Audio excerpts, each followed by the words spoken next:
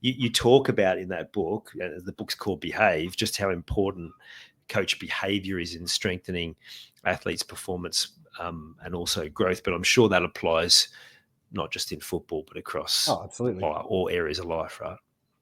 Yeah, and this is the thing for me is, what I've become aware of, just I guess through experience, 20 plus years of working with leaders, is being able to identify like the key factors that I see are connected to exceptional leaders. And so leaders, in my opinion, that are really influencing people, building vision, taking teams, changing culture, getting results and outcomes. And what I realized was it wasn't really about whether they were good communicator or good time management or, some of the kind of tasky oriented things. It was actually about the way they interacted with people.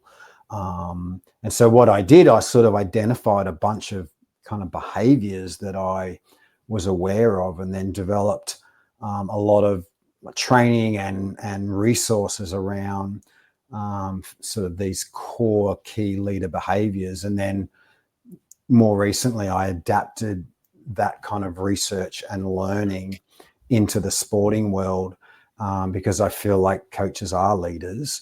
And they do have, particularly in the youth sports space, they have massive influence and impact on young people, like more than probably anyone else apart from the parent, and some of the behavior, and you would know, that is out there it is scary, and they say the number one reason that young people leave team sport is because they're not enjoying it anymore.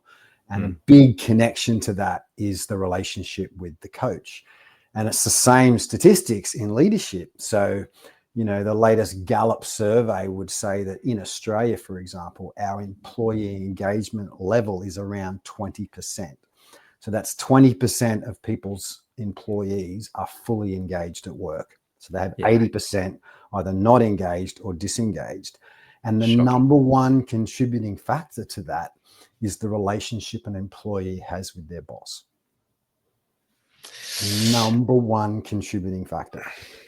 So you go, oh my gosh, right?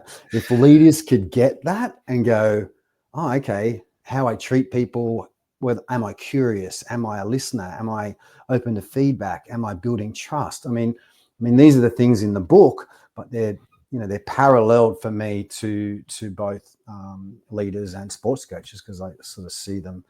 They sit in a position of authority, of power, of influence, and they need to use that. If we want to see, young people enjoying their sport, then we need to learn how to behave properly, I believe.